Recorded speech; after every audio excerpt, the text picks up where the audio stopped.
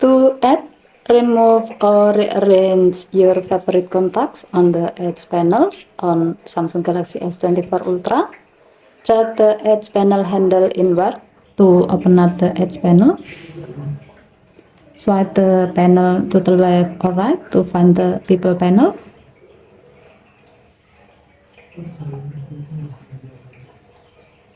On the People panel, tap Edit to add a contact to the People panel so you can easily access that contact from your Edge panel.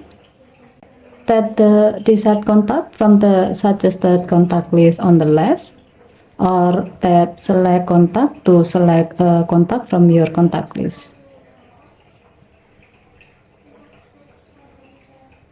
To remove a contact from the People panel, tap the required contact you like to remove from the People panel.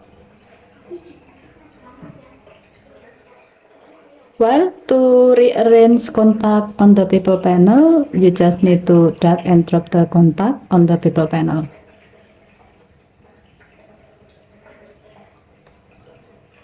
Okay, thank you for watching. Please help to like and subscribe. Have a nice day.